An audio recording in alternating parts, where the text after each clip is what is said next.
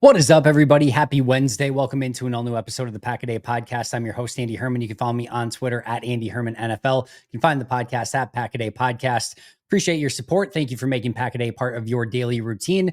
Got a great show for you today. We're going to be talking Jaire Alexander, specifically what, if any, trade value he has going into this offseason. We'll get to that in just a moment. We only have one piece of news and notes, I guess, from Tuesday, and that is Keyshawn Nixon.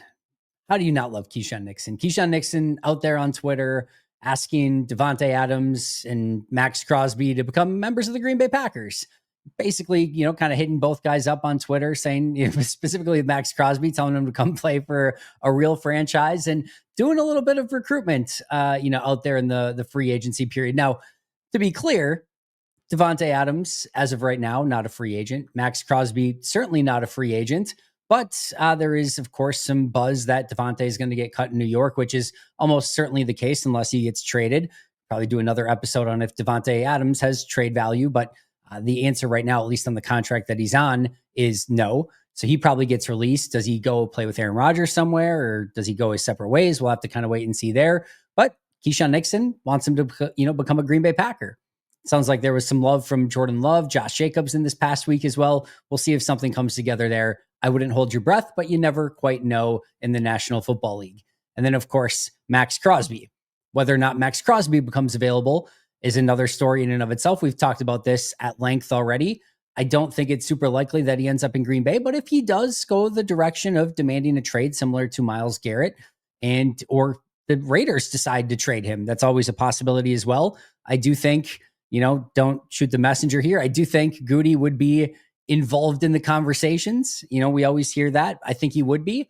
Whether or not that would result in Max Crosby becoming a Green Bay Packer, I will say once again, I wouldn't hold your breath, but maybe not an impossibility. Either way, I love Keyshawn Nixon being out there trying to recruit people to Green Bay. I love Josh Jacobs out there trying to recruit people to Green Bay. And I said this a couple weeks ago, but I want to reiterate it one more time.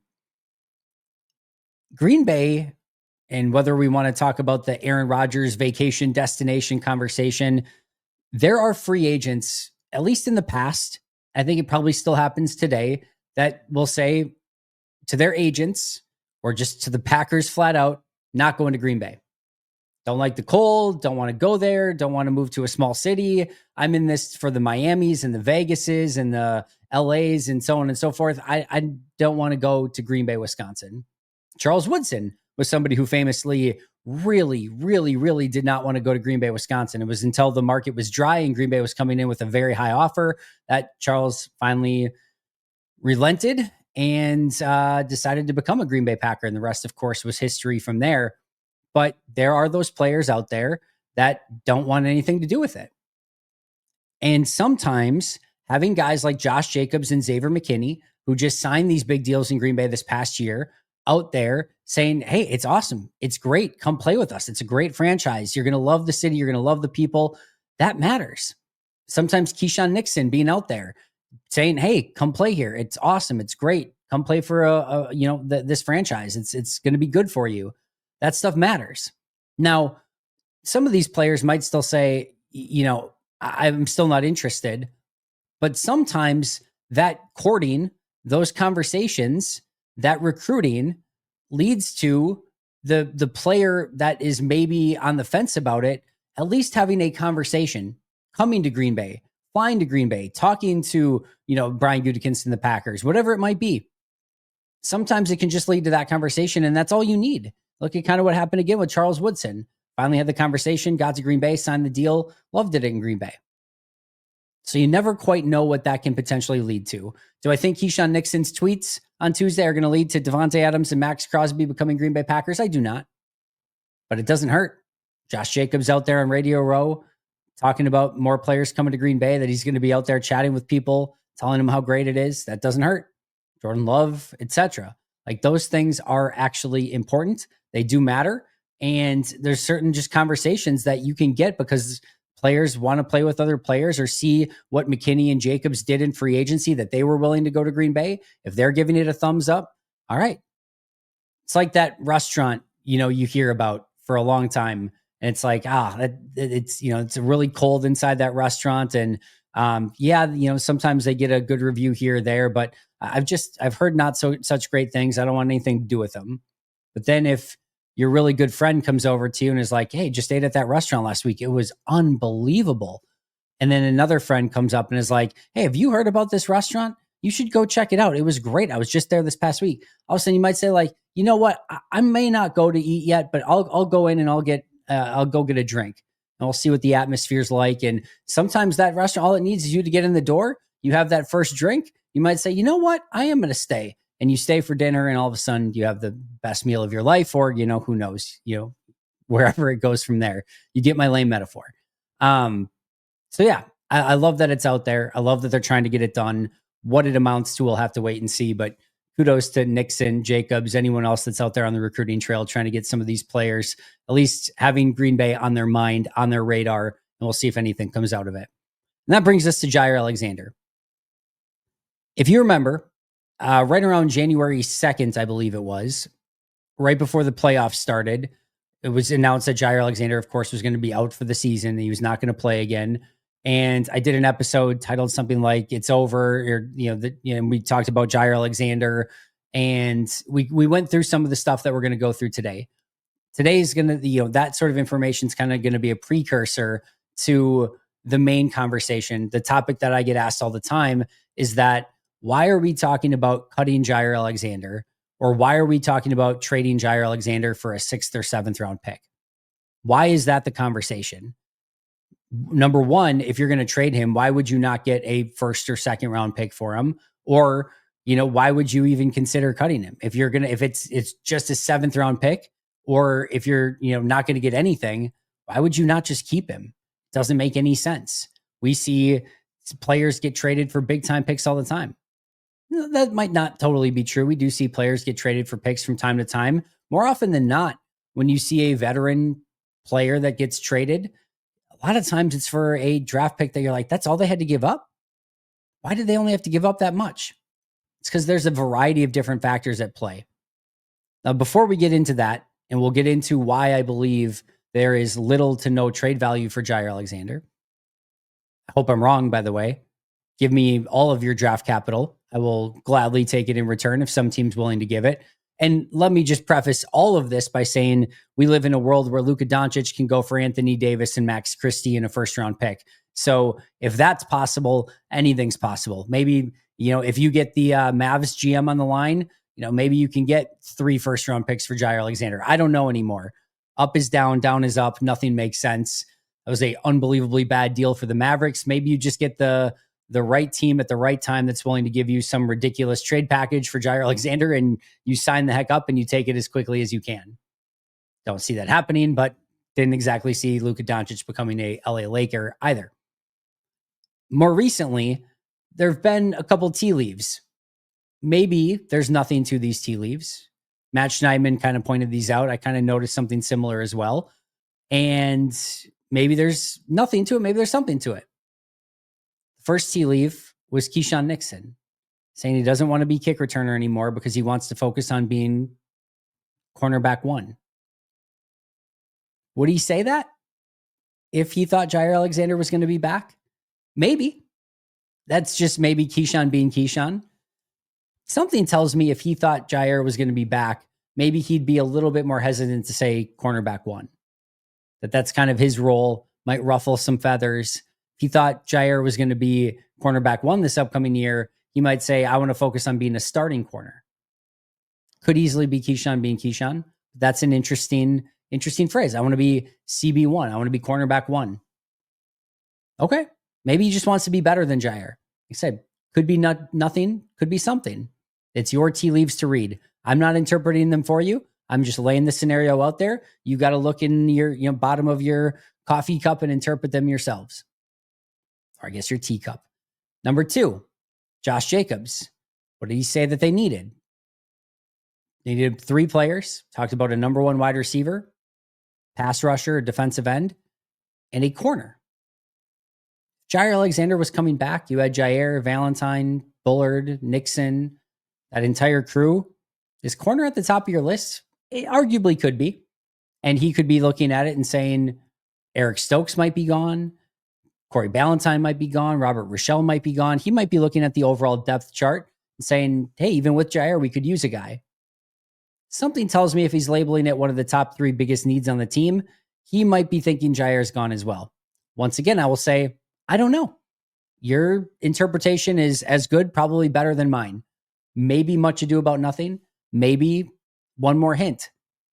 Those are the tea leaves you can read. Interpret them how you will.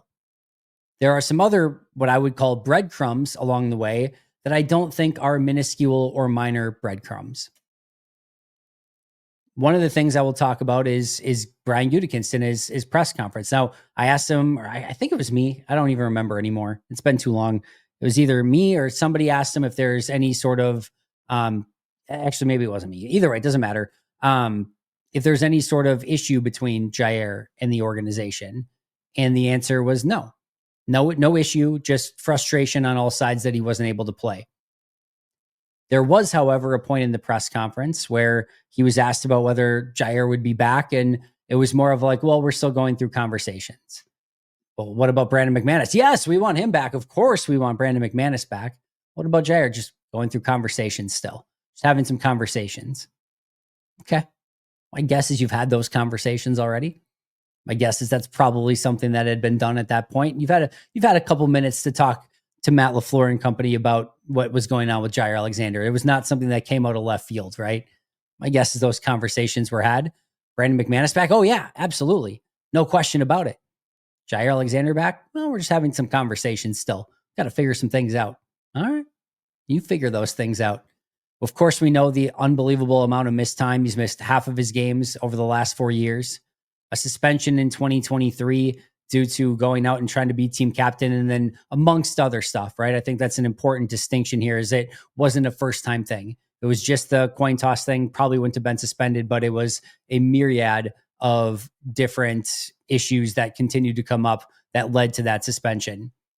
More injuries in 2024. It seemed like a conflicting timeline between the Packers and Jaire Alexander of when he should have been back. There was always perceived frustration by Matt LaFleur about the Jaire Alexander situation. Never came out and said it. Maybe he was just frustrated about the questions. Could be. I would have probably been frustrated with the questions, but it also felt like he was frustrated about the situation, and maybe more specifically a little bit with Jaire Alexander. Then you had the Jaire Alexander locker room situation at the end of the year. Didn't want to talk to the media. Said, I don't have anything to say. I don't have anything good to say. Don't even know if they're going to have me, or doesn't even know if he's going to be back with the team. All right. These are not minuscule little things that we're completely reading between the lines about, right? I've not talked to anybody that covers the team in any capacity who thinks he's going to be back. Not a single person. Justice, I guess, the other day when I talked to him, said maybe they take that home run swing and say, hey, we're just going to take a flyer on Jaire and hope he gets back to form. That's about the first one that brought it up that I know of, that even put it out there that maybe he could be. Now, I've said this entire time, I don't think it's entirely written in stone. I will not fall out of my chair shocked if Jaire Alexander is back next year. I will be very surprised. Be very surprised. I think there's probably an avenue for it to happen. Just don't necessarily see that avenue happening. Some of those main reasons to move on: missed 20 of his last 34 games. Just think of that. His last 34 games, he's played 14, he's missed 20. It's a lot of missed time. Missed 34 of his last 68 games. Half of his last 68 games he has missed. Seems like there's been a disconnect between the Packers and Jaire Alexander. I know Goody said there wasn't. Feels like there is. Just a feel. Can't substantiate it. Can't report on it. Meaning I don't have a source to report on it. If I did, I would report on it, but I don't. But it feels like there's a disconnect there. Some of the play on the field, the run defense is no longer good. It's been an issue ever since the shoulder injury. The coverage is usually pretty good, but we saw what happened against Philly in the first week of the regular season this past year. A.J. Brown completely nuked him a couple times. Isn't the same all-pro Jaire Alexander. For me, for my grades, same grading scale, right? 2018 to 2021 prior to the shoulder injury, okay? Prior to the shoulder injury, 2018 to 2021, a plus 32.45 grade. Unbelievable grade. Phenomenal grade. post 2021 injury to the shoulder to current. So at the very end of 2021, in that game he came back against the 49ers till now, plus 0.5 grade. Basically a 32-point difference. Plus 32.45 pre-injury, plus 0.5 post-injury. That's the difference between an all-pro and an average player. It's a big drop-off. And then one of the big things, of course, is the contract. I know a lot of people will look at it and say, hey, if they cut him, you save $7.27 million. That's not enough. Just keep him. First of all, it might be enough. Depending on how they feel about him, how they feel about the situation, the locker room stuff, it could be enough. That in and of itself could be enough. It's not the entire story, though. You're saving about $17.5 million, if you were to release him over the course of 2 seasons and through the remainder of the contract, if you were to release him. The way that you have to look at it is, if you're on a 1-year deal, if you sign him to a 1-year deal, or I should say maybe a better way of putting it is if he plays for 1 year more in Green Bay, you're going to pay him a total of $17.5 million more dollars. If he plays 2 more years in Green Bay without any restructure, he's going to pay $37 million more.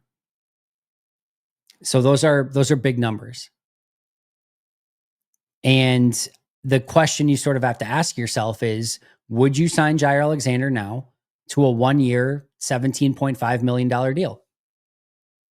Or would you rather go out and spend that money in free agency on a DJ Reed or another corner or just a pass rusher, whatever it might be? $17.5 million on a 1-year deal is a substantial deal. And then, of course, the next question I always get is, well, what about a restructure? Possible. It seems like with Green Bay and Jaire already not being on the same page, trying to get on the same page with a restructure and going to Jaire and saying, we want to pay you less. I don't know how that goes. I don't know that Jaire is going to feel like he needs to get paid less. And if you go up to him, you better be ready to cut him if he doesn't accept it. It's a tough situation. I don't know that Green Bay's even interested in maybe doing that. I think they may be willing to move on regardless. Just go in a different direction. It might be time. There's one trade that can kind of put this a little bit into perspective. It's not an apples to apples trade, but I think it's about the closest thing. In 2021, Stephon Gilmore was traded from the Patriots to the Panthers. Now, there was some contract stuff here. He was on the PUP list. It was a mid-season trade. It's not apples to apples. Also note that Gilmore was 30 years old at the time. Jaire just turned 28. Not apples to apples entirely.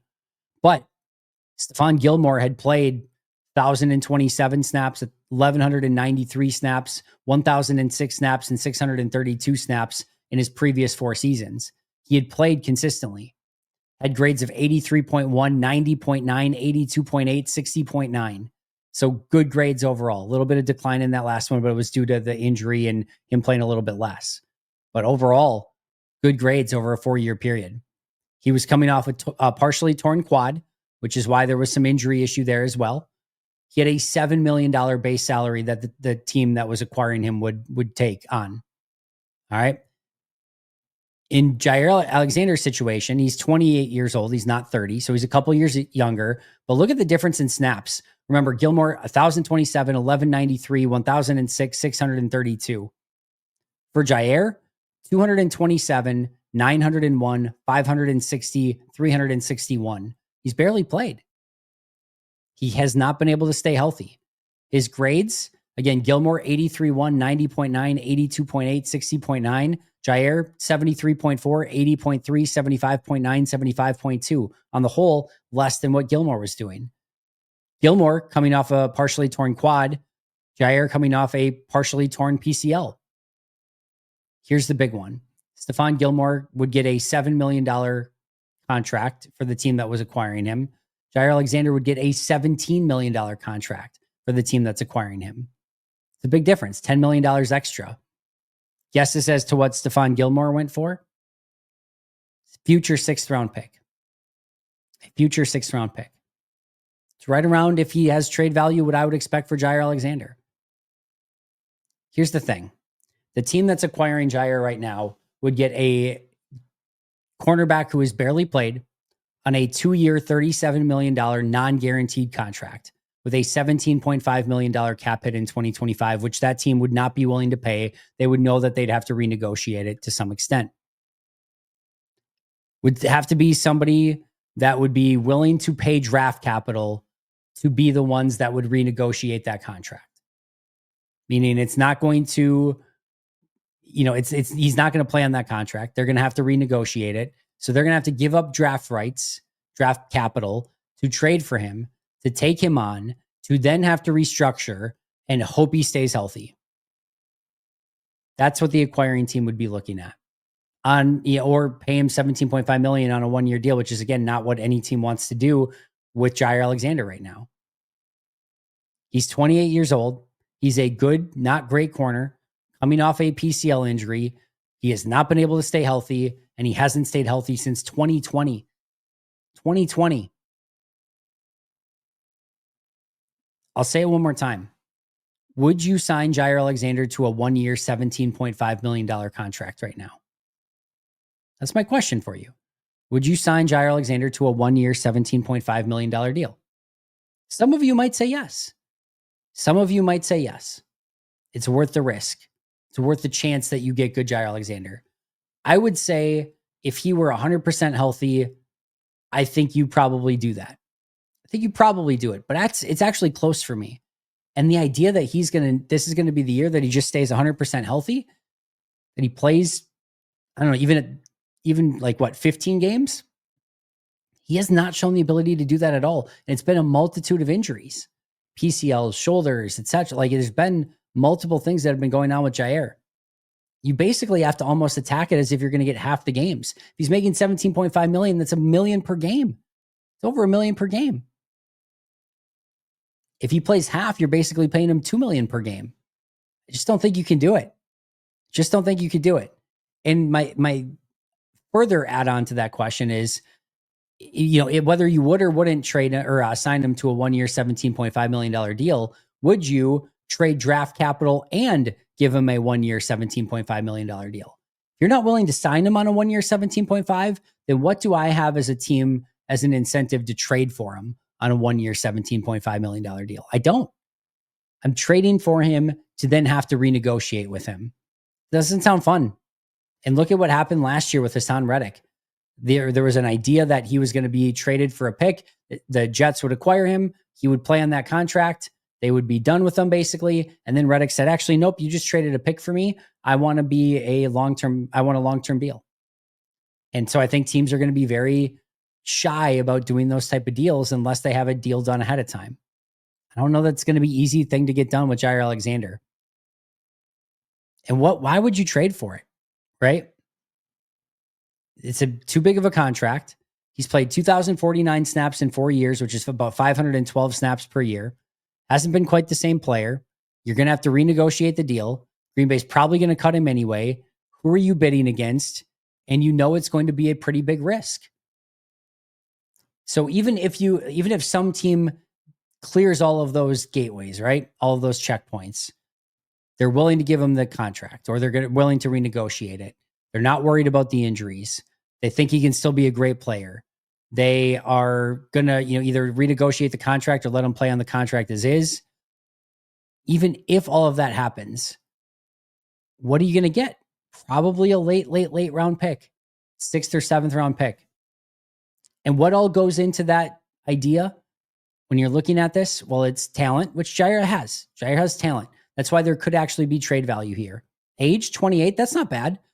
Green Bay, we've been talking about Josh Sweat as a potential free agent signing. He's the same draft class, about the same age, 28 years old. That's not brutal, all right? That has trade value. 28-year-old, super talented corner, those two things have trade value, all right? And that's what we have, super talented corner, 28 years old, we're good. Well, how about injuries? Ooh, okay. He's played half the games over 4 years. All right, boom, brings the trade value down. How's his play been recently? It's been fine. It's been good.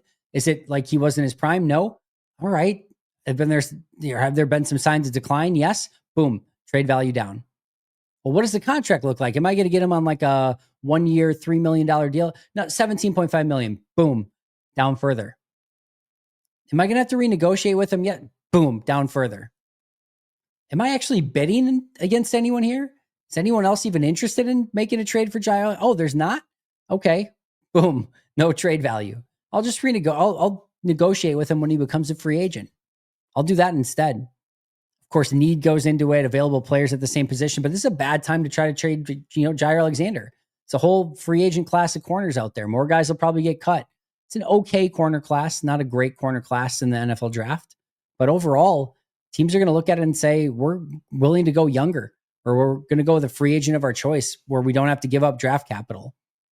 So to me, no real value there. Too much injury history. Recent plays not been good enough. Contract is too large. Probably have to renegotiate. Who are you bidding against?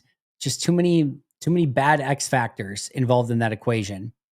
And then, of course, comes the question of like, all right, well, if it's just a 7th round pick or nothing, why not just keep him? Well, because it's a gamble.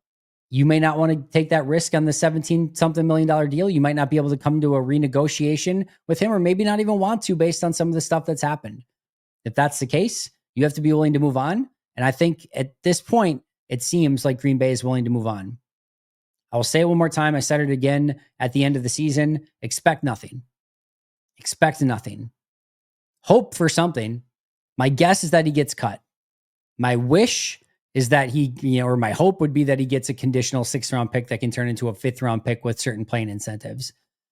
If it goes for more and he goes for a top 100 pick or something like that, I will gladly eat my crow. I will enjoy them getting their extra top 100 draft pick. I just don't see it happening. And when you say, well, Rasul went for a 3rd, obviously Green Bay had to give up a 5th. Rasul was playing really good football at the time, was not any sort of off-field distraction or any locker room issue. And that matters. There was not having injury issues. There's a reason Rasul had that value. There's a reason that Goody took it. The value was good. I don't think it's going to happen the exact same way with Jaire Alexander. I will say one more time. I hope like heck that I am wrong. I don't think I am. I think you're looking at a cut more likely, maybe a 5th, 6th, or 7th conditional pick. Would love it. Just don't expect it. That's going to do it for me today. Thank you so much for being here. As always, shout out to our All-Pro and Hall of Fame members, Most Hated Minnesotan, PJ Wynn, John Wild, Brandon Paletta, Jennifer Wright, Boom Handle, Donald Lee, Lori Lord, Baby QB, David McCluskey, Donald Decker, Alex Hwang, Ronaldo Espinoza, Peter Ritaka, Jay Zimmerman, B. Brown, Puerto Rican Packer, Dan Gessford, Step Keith, Dylan Pat Scott, Bobby Santoro, SoCal Pack, Chris Rager, Izzy Roberts, Ian Ewing, and Rasul Douglas time. See you guys tomorrow. By the way, hit me up in the comments. What do you guys think? Is there going to be a trade? Does he get cut? Does he stay? I want to know what you guys think. But until next time, and as always, go Pack Go.